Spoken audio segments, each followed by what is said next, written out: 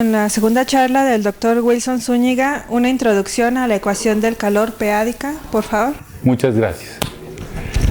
Bueno, déjeme comenzar revisando un par de ideas.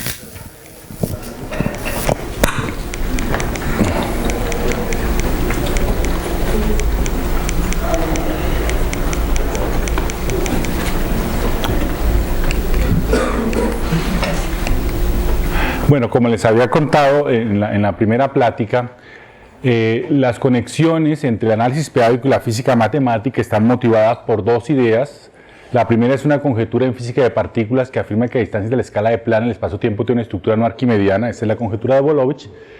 Y la segunda es una idea que viene en la física estadística, en particular de la física estadística, en particular de aquella parte que estudia modelos que describen ciertos sistemas complejos. Entonces los físicos propusieron que la naturaleza de un cierto comportamiento es una consecuencia de una estructura jerárquica del espacio de estados, el cual se puede interpretar en términos de estructuras p-ádicas. Entonces la ecuación del calor p-ádica está conectada con esta idea. Lo que voy a hacer ahora es tratar de explicar de una manera más profunda algunas ideas de la ecuación del calor p-ádica. Entonces comienzo revisando los números p-ádicos. Entonces comenzamos acá. Entonces ya les había contado que el cuerpo de los números p-ádicos, que lo denotamos como QP, es la completación de Q con relación a la norma p-ádica. Y la norma p-ádica se define a través de esta fórmula, donde este gamma es el entero que aparece en esta expresión. Este entero está determinado de forma única. Y este entero se denomina el orden p-ádico de X. Cualquier número p-ádico diferente de 0 tiene una expansión en potencias de p de esta forma, donde los xj son dígitos p-ádicos, esto es números entre 0 y p menos 1. Si suponemos que x0 es diferente de 0, entonces este gamma está unívocamente determinado y este entero gamma es el orden p-ádico.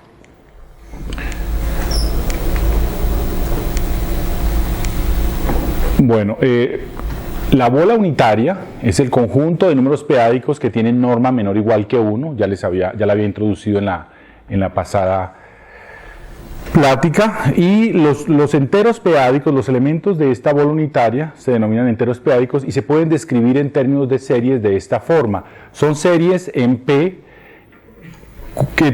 cuyos exponentes, los i, son todos no negativos. Es un ejercicio no muy difícil mostrar que este conjunto realmente es un anillo, es un dominio de ideales principales. Como es un dominio de ideales principales, todo ideal tiene esta forma, donde m es un entero. Observen que el m que aparece en esta expresión está conectado con el hecho de que la potencia de p más pequeña que aparece en la expansión de x es m. Ahora, podemos considerar ideales de esta forma, ideales principales donde m es entero. Cuando m es un natural, el ideal está contenido en el anillo ZP. Cuando m es negativo, es un ideal fraccionario. Desde un punto de vista geométrico, todos estos ideales constituyen un sistema fundamental de vecindades en el origen de 0. Si m es positivo y grande, es una vecindad pequeña de 0. Si m es negativo y grande, es una vecindad grande de 0. El cuerpo residual de QP es por definición el cociente del anillo de enteros p-ádicos módulo el ideal PZP. Este ideal es maximal, eso es un ejercicio, y resulta que el cociente de un anillo por un ideal maximal es un cuerpo. En este caso es un cuerpo finito porque lo que hacemos es básicamente truncar las series. Este cociente básicamente corresponde a obtener el término constante de las series. Y los términos constantes recorren el conjunto desde 0 hasta p-1. Como tiene que ser un cuerpo, entonces es el cuerpo finito con p elementos. Las unidades de un anillo son este es el grupo de unidades de un anillo. Por definición, una unidad es un elemento X tal que existe un Y y el producto X por Y es igual a 1. En este caso, el grupo de unidades se puede describir como los elementos del anillo ZP que tienen norma 1. Entonces, algo que es importante es que todo número p-ádico se escribe como una potencia de P por una unidad. Y este entero que aparece aquí es el orden p-ádico del elemento X. Bueno, una vez que tenemos una norma o un valor absoluto, podemos definir una distancia. Y una vez que tenemos una distancia, bueno, sabemos que QP es completo con relación a esta distancia. Y entonces podemos dar a QP una topología, la topología de espacio métrico. Entonces tenemos la noción de bola, esta es la bola de centro en R de centro en A, perdón, y radio R, que son los elementos X que están a distancia P a la R de A. Ya les había contado en la plática pasada que en el contexto p-ádico no tiene sentido colocarme estrictamente menor aquí. ¿Por qué? Porque los valores de la norma p-ádica, la norma p-ádica toma valores P a la M, donde M recorre los enteros, y siempre podemos escoger una potencia de P de tal manera que tengamos aquí menor o igual. El disco o la esfera de centro en A y radio P a la R se define por esta fórmula, es el círculo o la esfera de centro en A y radio P a la R. Bueno, les había comentado también que la topología de QP tiene diferencias muy importantes o incluso sorprendentes cuando se compara con la topología usual de R. Las bolas y las esferas son abiertos y cerrados en la topología de QP. Bueno, otra característica importante es que que cualquier punto de esta bola es su centro. Bueno, ahora necesito definir la parte fraccionaria de un número p-ádico. Entonces les recuerdo, un número p-ádico diferente de 0 se representa por una serie de potencias en P. Entonces la parte fraccionaria del número p-ádico corresponde a la parte de la serie que tiene potencias de P negativas. Entonces la parte fraccionaria la definimos así. Va a ser 0 si X es 0 o si gamma es mayor o igual que 0.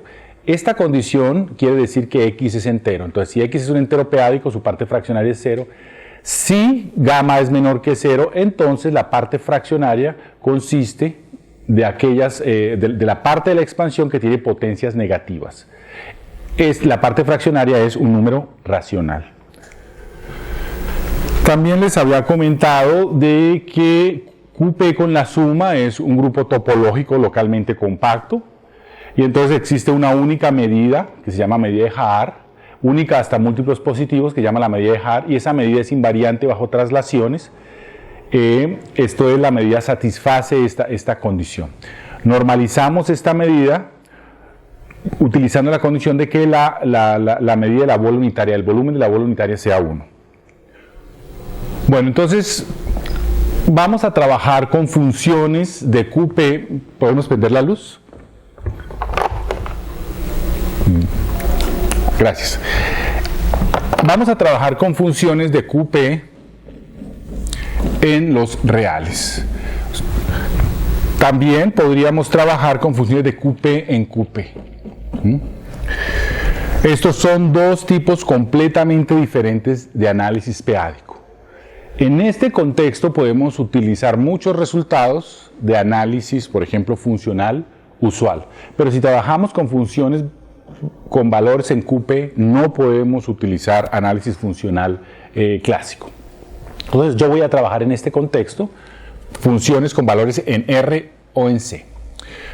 Bueno, esta clase de funciones, las funciones localmente constantes, son muy importantes en este contexto.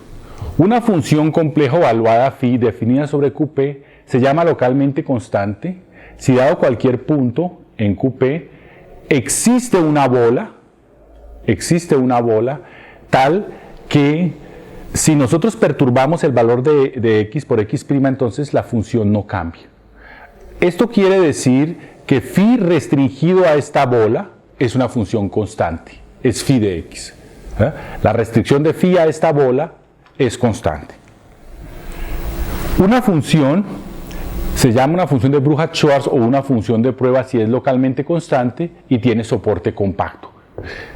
Entonces les recuerdo que el soporte de una función, vamos a colocar aquí phi. Entonces el soporte de phi es por definición los puntos de QP tales que phi de x es diferente de 0 y después tomamos la clausura, ¿sí? Este es el soporte de phi. Entonces vamos a suponer que ese soporte es compacto. El espacio de funciones de prueba lo vamos a denotar por SQ. Entonces hay un resultado que dice que toda función de Bruhat-Schwarz es una combinación lineal de funciones características de bolas. Entonces es una descripción muy simple. Si phi es una función de Bruhat-Schwarz, entonces existen números complejos, digamos, C alfa, y funciones características de bolas. Esta es una bola, digamos, con centro en un X alfa y un cierto radio, R alfa. Entonces, toda función de prueba es una combinación lineal de funciones características de bolas. Los C alfa son números complejos.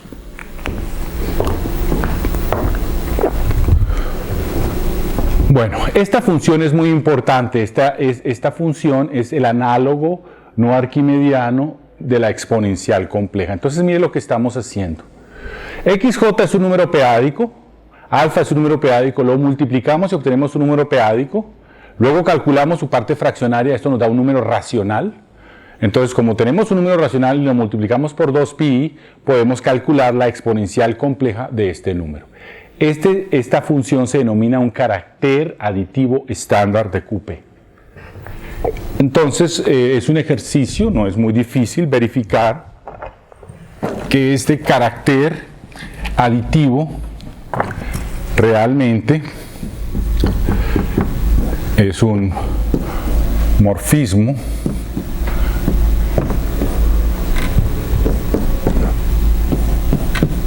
de grupos.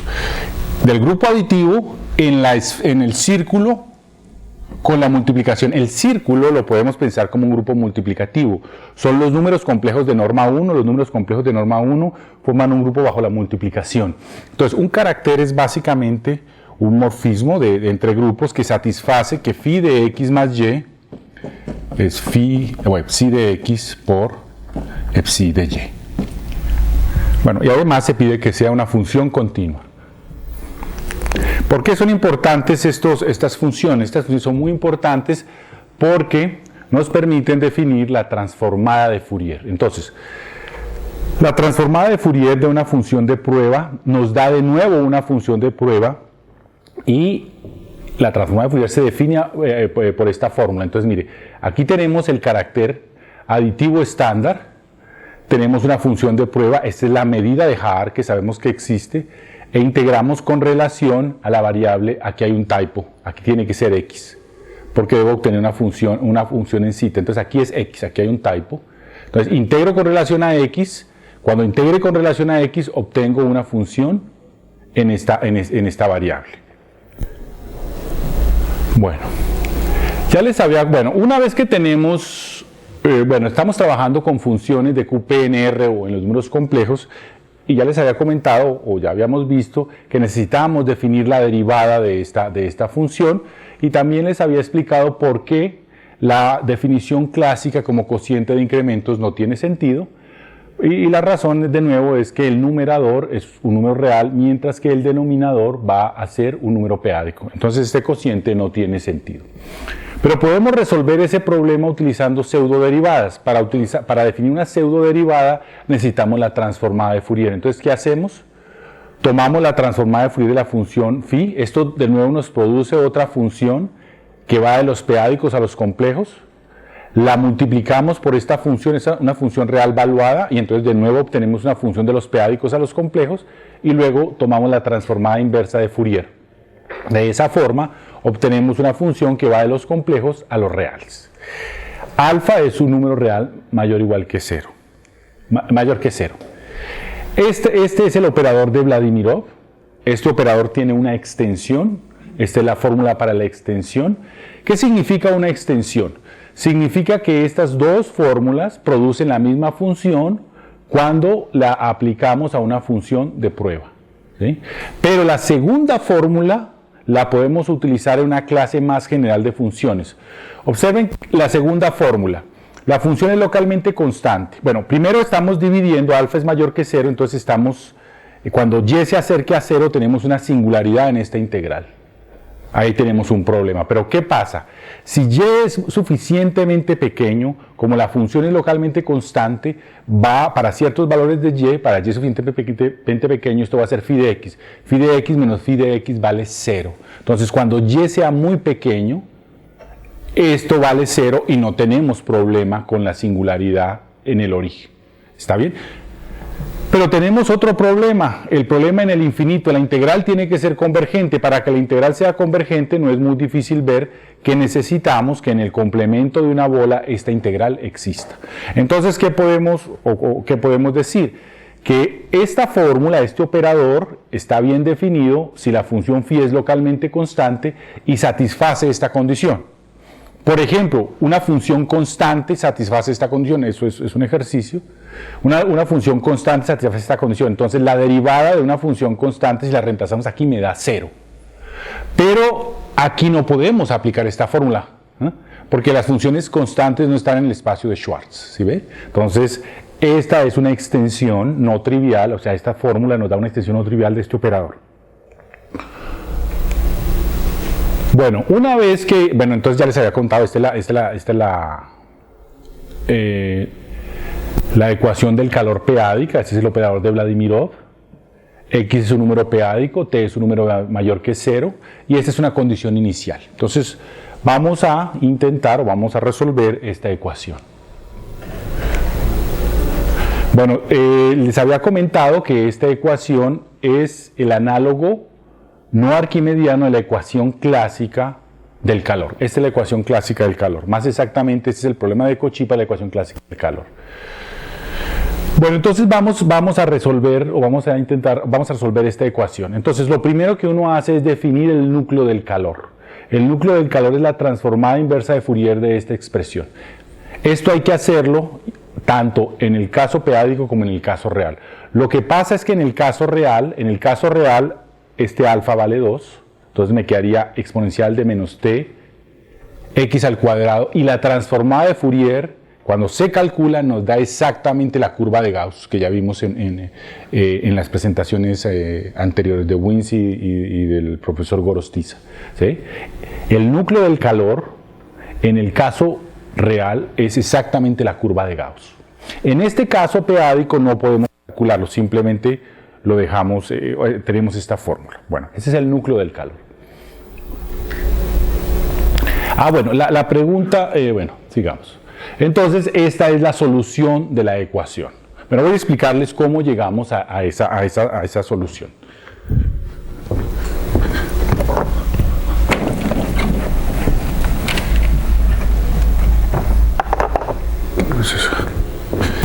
Voy a suponer inicialmente que f vale 0, así es que estamos resolviendo esta ecuación.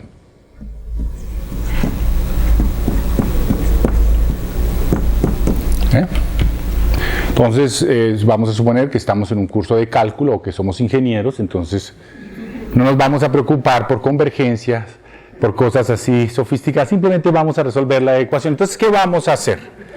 Vamos a tomar transformada de Fourier. Entonces voy a tomar la transformada de Fourier a ambos lados y voy a intercambiar la transformada de Fourier con la derivada y aquí voy a poner la transformada de Fourier. ¿Listo? Pero acuérdense que este es un operador pseudodiferencial, entonces déjenme les muestro la definición del operador. Entonces vean esta definición. Si yo tomo la transformada de Fourier a ambos lados, ¿qué va a aparecer? Si yo pongo aquí la transformada de Fourier, como aquí tengo la inversa, esto desaparece y me queda el símbolo. Entonces lo que yo voy a obtener, voy a utilizar esta notación que es más conveniente, un gorrito para la transformada de Fourier, es lo mismo. Y aquí voy a obtener entonces el símbolo por la transformada de Fourier de U. ¿Listo? Voy a también, tengo una condición inicial, déjeme ver cómo la llamé. La llamé phi. Entonces la condición inicial, aquí va, tenemos una condición inicial. ¿Qué tenemos ahora? Tenemos una ecuación diferencial ordinaria en una variable, que es U gorro. La podemos resolver, entonces la vamos a resolver, ya sabemos cómo es la solución de esa ecuación, entonces U, y es solo dependiendo de t, ¿no? Bueno, depende de t y de la variable zeta. Es una constante exponencial de menos t valor absoluto de zeta a la alfa. Esa es la solución de una ecuación diferencial, de esta ecuación diferencial, es la solución usual.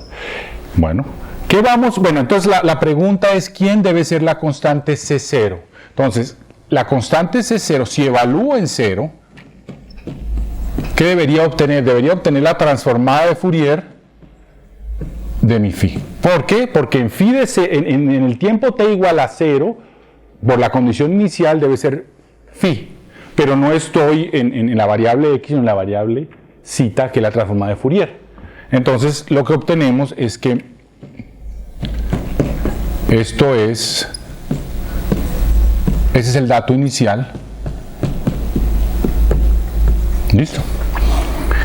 Pero ahora lo que queremos es devolvernos de la variable zeta a la variable x. Entonces tomamos la transformada inversa de Fourier, voy a escribirlo acá. Tomo la transformada inversa de Fourier a ambos lados con relación a la variable zeta. Entonces, ¿qué obtengo? Voy a obtener u, voy a escribir ahora, creo que estoy escribiendo u de xt, que sería la transformada inversa de esta función.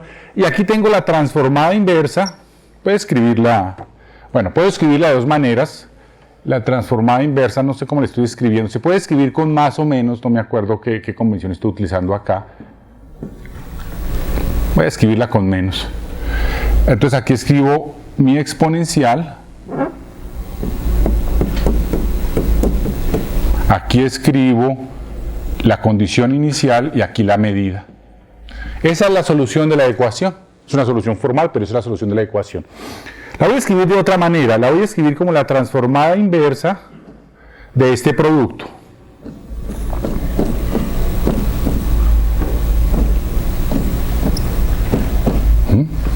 Esta expresión corresponde a esta integral.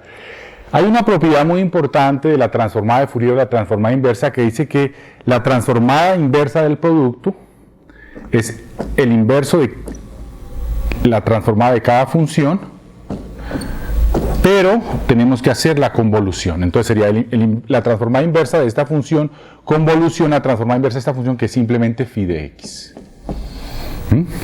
Este es precisamente el núcleo del calor. Esto es, por definición, es el núcleo del calor. Y entonces lo que estamos diciendo, la conclusión de esta cuenta, es que la solución de la ecuación homogénea, o sea, si colocamos phi de x igual a 0, aquí en esto, y resolvemos la ecuación como si fuéramos ingenieros, entonces la conclusión es exactamente esta, que es la que tengo acá. Es la convolución, aquí tienen la convolución, esta es la fórmula para la convolución entre el núcleo del calor y el dato inicial. ¿Listo? Ahora, bueno, hay que trabajar con la parte, con la solución no homogénea. Eso es, bueno, hay técnicas estándar para eso, pero lo importante es que esta fórmula es válida tanto en el caso real como en el caso periódico. El razonamiento que hicimos acá se hace también en el caso real. Como les digo, la diferencia es que en el caso real sabemos quién es el núcleo del calor. Es exactamente la campana de Gauss. ¿Está bien? Entonces, ¿qué propiedades tiene el núcleo del calor? Bueno, esta notación la utilizo cuando t está fijo. Entonces, solamente es una función de x. ¿Qué propiedades tiene el núcleo del calor?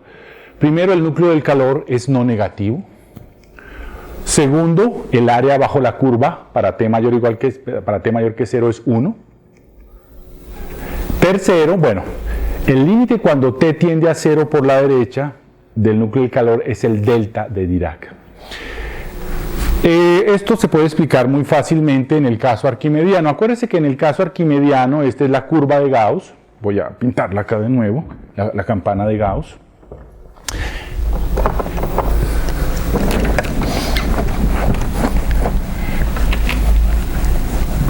Y entonces, en las gráficas que Wincy había mostrado ayer, cuando la varianza tiende a 0, los datos comienzan a concentrarse. De modo que en el límite, cuando t tiende a 0, t está controlando la varianza. aparece lo que se llama un impulso de Dirac aquí.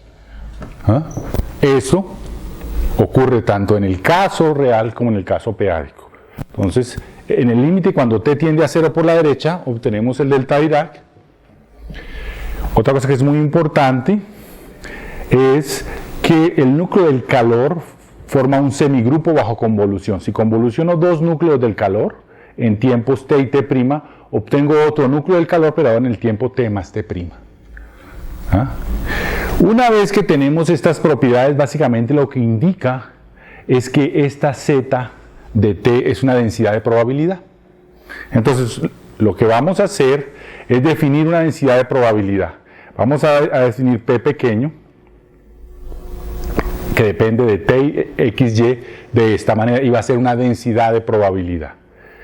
Bueno, una vez que tenemos esto, utilizamos la teoría de procesos de Markov. Básicamente, lo que vamos a hacer es construir un movimiento browniano sobre los p-ádicos. Un proceso de Markov asociado a la ecuación del calor p-ádica.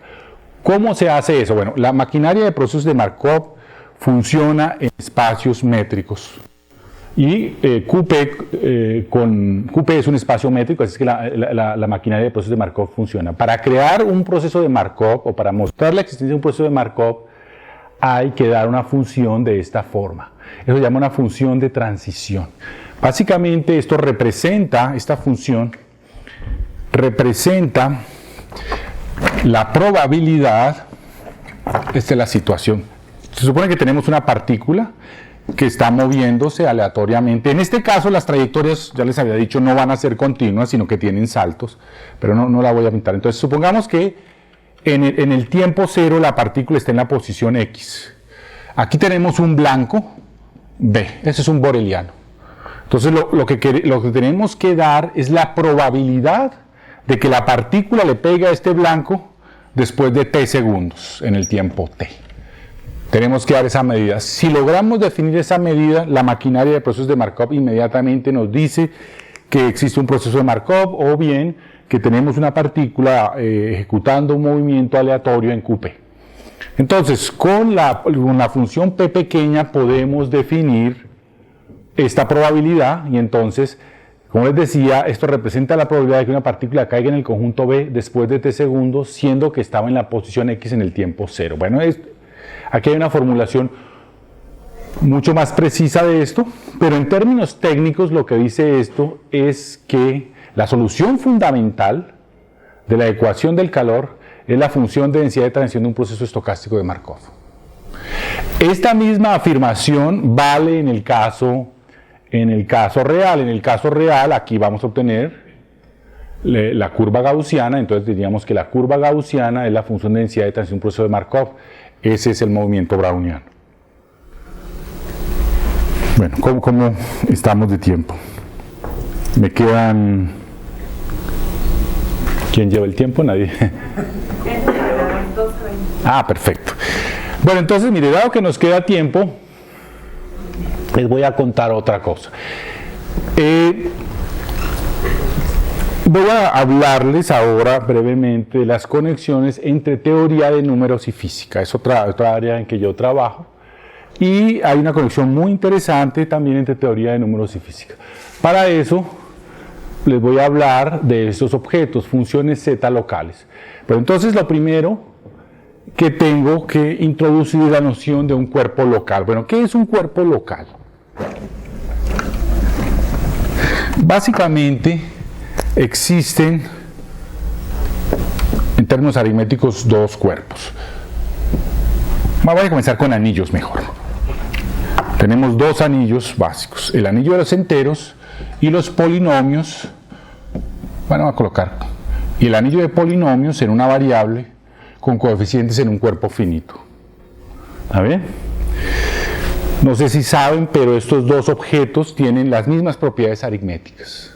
Por ejemplo, ambos son dominios de factorización única, ambos son dominios euclidianos, etc. El cuerpo de cocientes es Q, ¿no? O sea, los elementos de Q son fracciones, y aquí tenemos el cuerpo de funciones racionales, que se denota que se denota así. Entonces, los elementos de aquí son cocientes de polinomios. Sobre cada uno de estos cuerpos tenemos valores absolutos, tenemos normas. Aquí sabemos que las normas o son p-ádicas, bueno, aquí tal vez tengo que escribir de otra manera porque si no los voy a confundir. Bueno, aquí tengo normas p-ádicas o tengo la norma en el infinito, que es el valor absoluto usual. En este caso pasa algo similar. Para cada polinomio irreducible se puede definir también una norma que depende del polinomio, y hay una norma en el infinito que depende del grado, o que se define a partir del grado del polinomio. Bueno, una vez que tenemos esto, hacemos completaciones. Entonces aquí, ahora sí voy a hacer completaciones. Si completo en el primo infinito, obtengo R, y si completo en un p-ádico, obtengo QP. Aquí va a pasar algo similar. Si completamos en una de estas normas, vamos a obtener un cuerpo que se denota así, que son series de Logan formales. ¿Está bien? En ambos casos. Entonces, estos cuerpos son cuerpos locales. Local significa básicamente que fueron obtenidos a partir de estos dos cuerpos básicos por un proceso de completación. Hay un teorema clásico que nos dice cómo son esos cuerpos locales. Entonces el teorema dice, dado un cuerpo local de característica 0, entonces como cuerpo topológico es isomorfo a los reales, a los complejos o a una extensión de los números p-ádicos. Una cosa importante de esos cuerpos locales es que su topología viene de un valor absoluto o norma, porque es la forma como los construimos, a partir de completaciones. Y que ese cuerpo es completo. Bueno, una vez que tenemos una norma, tenemos una distancia, entonces tenemos un espacio métrico, y este es un espacio métrico completo. Esa es la manera como los construimos. De nuevo, bueno, aquí tengo Kn con la suma, es un grupo topológico localmente compacto. ¿Qué significa eso? Significa que tenemos dos estructuras, una estructura de espacio topológico y una estructura de grupo, y que las operaciones de grupo son continuas con relación a la topología. En este caso, eso se puede comprobar utilizando sucesiones, porque estamos con espacios métricos. Entonces, de nuevo aparece el teorema de Haar. Como es un grupo topológico localmente compacto, existe una medida de Haar sobre ese grupo. Tenemos una manera de integrar funciones sobre estos grupos. Vamos a tomar ahora un polinomio en n variables, y voy a tomar una función de prueba. Las funciones de prueba en el caso arquimediano, no arquimediano, ya se las definí, son funciones localmente constantes con soporte compacto, y en el caso clásico R o C son funciones suaves. Suaves significa que son infinitamente diferenciables, pero tienen soporte compacto, se anulan fuera de un compacto. Bueno, entonces, si tenemos un par, un polinomio y una función de prueba, a ese par le asociamos esta integral. Entonces, ¿qué vamos a hacer? Vamos a integrar sobre Kn menos el conjunto de ceros del polinomio. ¿Por qué vamos a hacer? Bueno, aquí viene la función de prueba. Aquí tenemos un valor absoluto. Obsérvese que esta es la función polinomial que va de k de n a k. Aquí hay que tomar el valor absoluto de k. O sea, utilizar el valor absoluto para obtener un número real. Lo elevamos a la s, que es un número complejo, y esta es la medida de Haar. Aquí la denoté como dnx, aquí la estoy denotando por este símbolo. Y ese es un número complejo. Pero entonces, primero, ¿qué significa esta potencia compleja? Utilizamos esta definición. A la s significa e exponencial de s logaritmo natural de a, con a mayor que 0. Para tener esta condición le quito los ceros. ¿Está bien? Entonces estoy utilizando esta definición. Una vez que tenemos una integral como esta, lo primero que tenemos que ver si existe. Entonces, para ver que una integral existe, lo que hay que hacer es acotar su módulo. Entonces, si nosotros calculamos el valor absoluto, o tratamos de estimar el valor absoluto de esta integral, esto es un número complejo. Entonces, aquí estoy hablando del valor absoluto complejo. Esto es menor o igual, es una propiedad que probablemente saben. Esta integral, ahora metemos la norma del valor absoluto dentro de la integral. Aquí me queda esto, valor absoluto. Cuando le tome la norma o el valor absoluto complejo a una expresión de esta forma, obtenemos f a la parte real de S, y aquí tenemos la medida que la voy a denotar así. ¿Está bien? Lo único que hemos obtenido con esto es que ahora este es un número real. ¿Qué pasa si real de S es mayor que 0? Bueno, eso nos va a dar una función continua. O sea, dice que los problemas, si real de S fuera negativo, vamos a tener problemas cuando nos acerquemos a los ceros del polinomio. No lo vamos a poder acotar. O sea, a ver, piénsenlo así. 1 sobre x. Cuando x se aproxima a 0, es el único cero del polinomio de x, ¿qué pasa con la norma de esta expresión? No la podemos acotar. Si descartamos ese caso, o sea, si nos quedamos con real de S mayor que 0, vamos a tener una función continua. Esto tiene soporte compacto, es una función continua sobre un compacto, entonces alcanza el máximo y el mínimo, y entonces va a existir una constante que depende de mi phi, bueno, también depende de real de S, y nos va a quedar nada más la integral, bueno, de hecho puede ser nada más la integral del soporte de phi, ¿sí? ¿Por qué? Porque esta también es esta función tiene un máximo y esta función también tiene un máximo, que lo estoy denotando así. ¿Y qué me queda? Me queda estimar el volumen del soporte, o sea, el conjunto donde la función no es 0. Pero esto es un compacto y es natural que los compactos tengan medida acotada. Entonces, ese argumento muestra que esa integral existe si real de S es mayor que 0. Una cosa un poco más complicada es mostrar que esa integral define una función holomorfa de S. Entonces, eso define una función holomorfa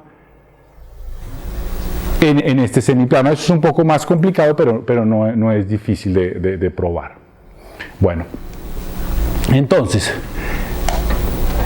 hay una propiedad extremadamente importante que dice que esas integrales admiten una contribución analítica a todo el plano complejo como una función meromorfa cuyos polos están controlados por las singularidades de esta hipersuperficie. Bueno, vamos a explicarles esa idea porque es una idea muy profunda.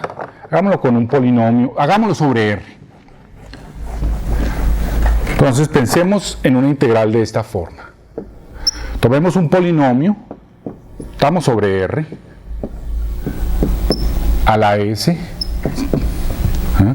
y voy a integrar sobre un compacto. Voy a colocar aquí una función. Phi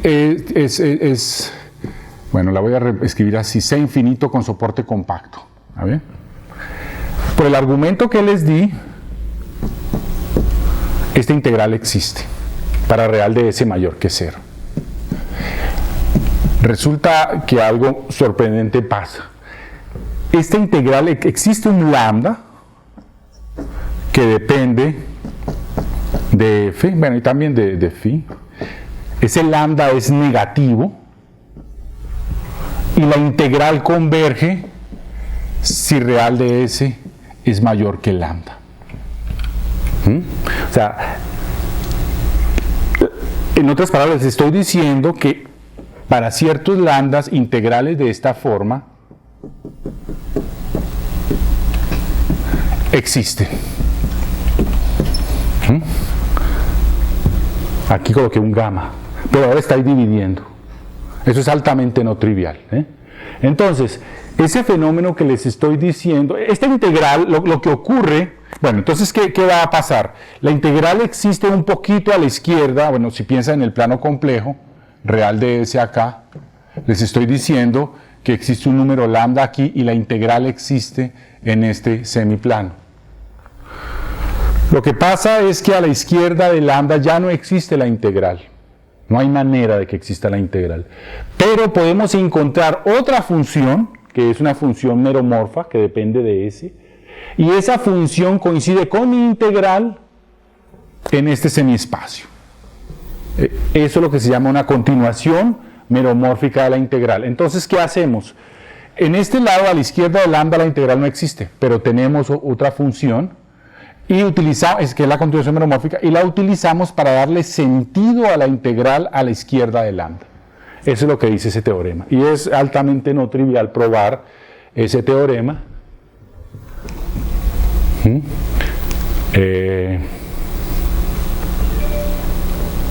Bueno, ese teorema fue conjeturado en el caso real en los años 50 por Israel Gelfand y fue probado en los 70s por Atiyah, independientemente por Atiyah y Berzan y Gelfand Jr., el hijo de Israel Gelfand. Bueno, ese teorema es muy importante porque nos permite probar la existencia de soluciones fundamentales para ecuaciones diferenciales con coeficientes constantes, pero no lo voy a hacer aquí. Simplemente se los menciono.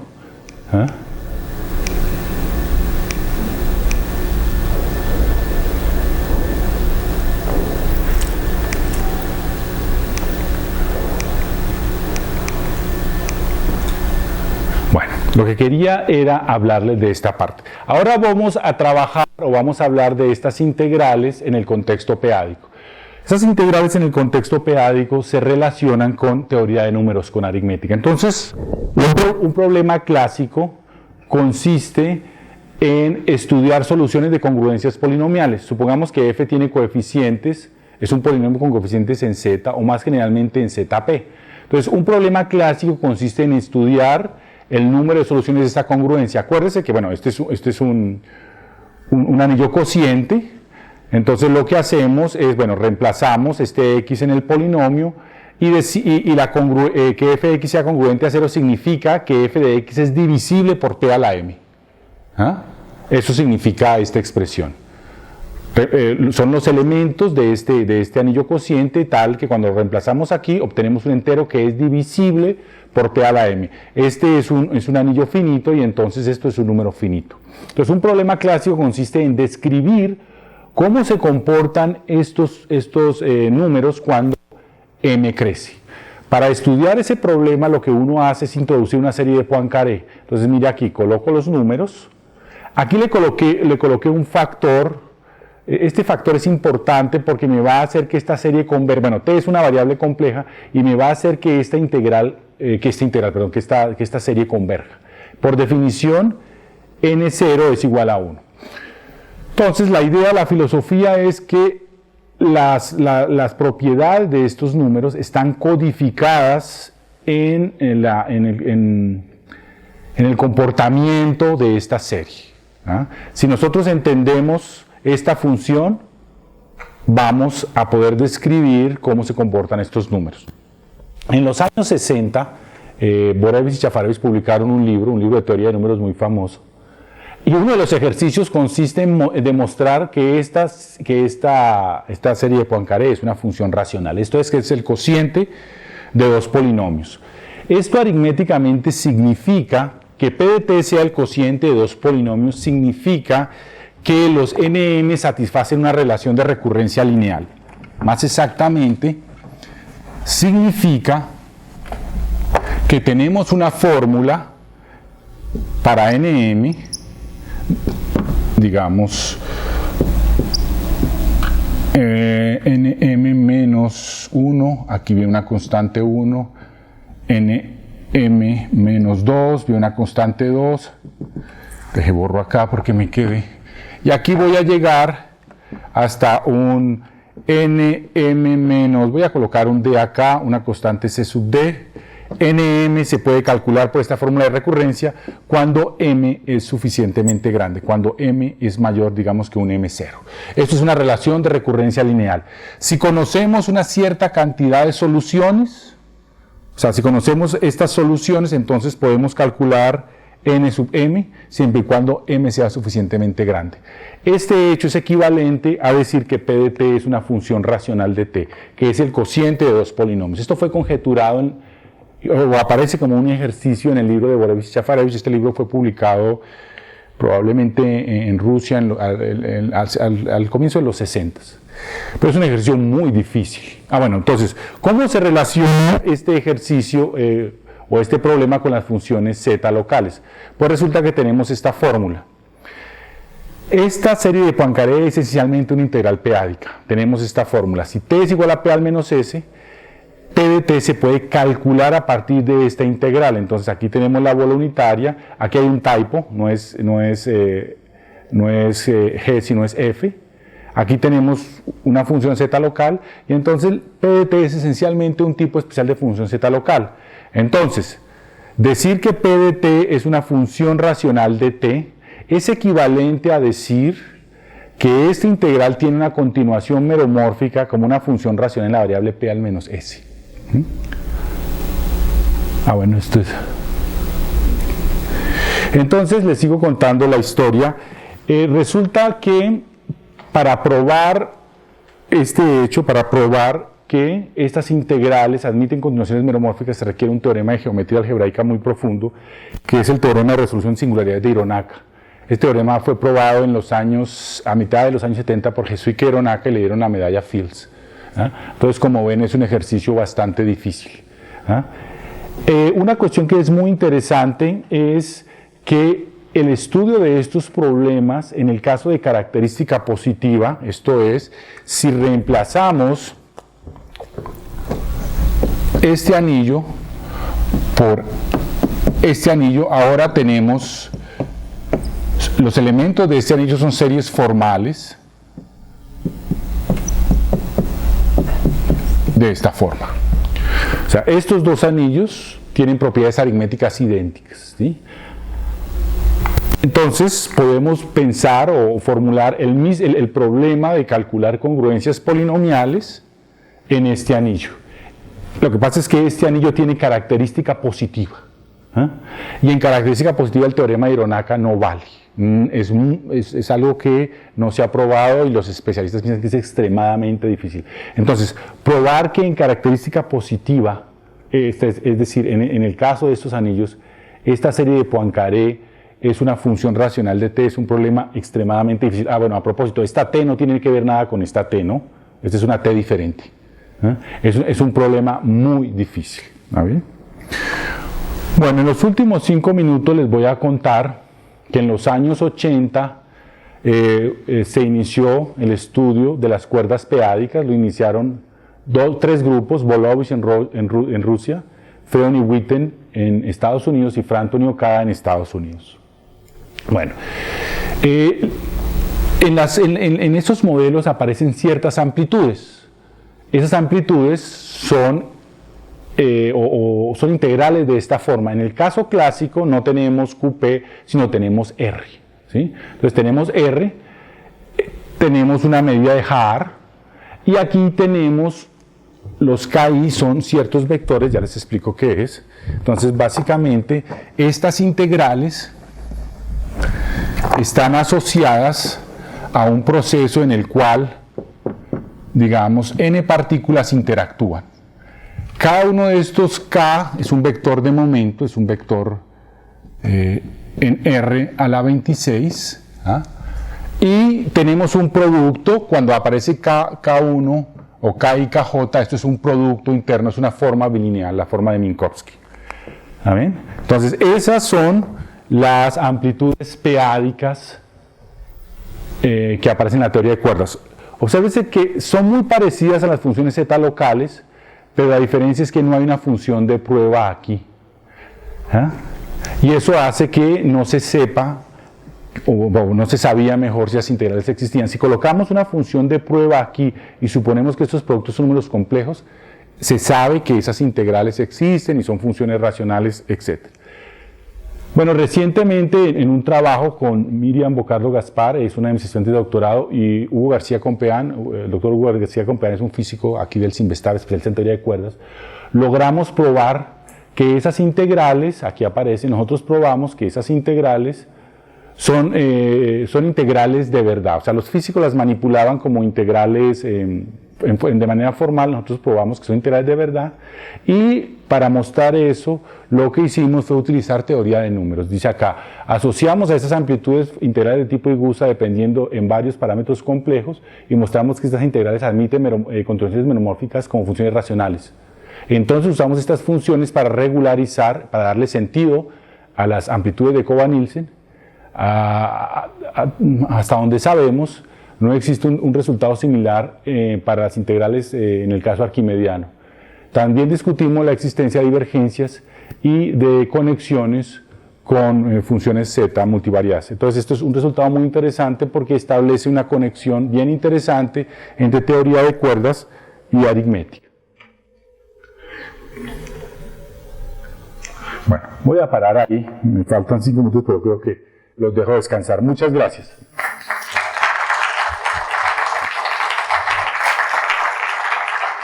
¿Dudas para el profesor Noé? ¿Alguna pregunta? Cuando se fue el proceso estocástico, ya había metido la parte de las funciones de Schwarz. Bueno, se supone que cada proceso estocástico tiene un espacio de Hilbert, que a su vez, bueno, o la covarianza, el operador de covarianza, lo que va es por ahí. Okay. El operador de covarianza va a venir definido de la forma convencional o de la forma generalizada. Bueno, hay varias, hay un detalle muy fino y es lo siguiente. Claro, en el caso peádico, el proceso de Markov que se construye a partir de la ecuación del calor no es realmente un proceso gaussiano. Ese ya es un detalle muy fino. En el caso clásico, en el caso real, sí es un proceso gaussiano. Lo que pasa es que mucha gente dice, ese es el análogo del movimiento browniano. ¿Por qué? Porque viene de una ecuación del calor, pero realmente desde el punto de vista técnico no es un proceso gaussiano. Se pueden construir procesos gaussianos en el contexto peádico, pero hay que utilizar ruido blanco. Entonces lo que estás pensando de caracterizar el proceso por covarianza o si no se caracteriza, no vale, porque no es gaussiano. Pero es una manera como habla la gente. Lo que pasa es cuando ya se analiza con cuidado, ya aparecen detalles. ¿Alguna otra pregunta? Bueno, agradezco. Una pregunta, ¿esto tiene algo que ver? Recientemente han salido como algunas noticias, por ejemplo, en una revista que se llama Quanta, que dicen que los físicos andan tratando de entrarle a la hipótesis de Riemann, pero no se tenga algo que ver con lo que estuviste platicando. Sí, o sea, una de las maneras de atacar la hipótesis de Riemann es tratando de construir un cierto modelo físico asociado con la función z de Riemann, y los físicos han tratado por mucho tiempo de hacer eso, pero hasta ahora, que yo sepa, no se ha llegado a nada concreto. ¿Pero tiene que ver algo con lo que platicaste? Sí está conectado, o sea, por ejemplo, la fórmula de trazas para la ecuación del calor, ¿sí? Y entonces sí hay conexiones con eso. Gracias. Bueno. Agradecemos al doctor. Bueno, gracias. Bueno, les recuerdo que si quieren el material del curso me escriben y yo les mando una liga a una carpeta Dropbox donde pueden bajar todo el material.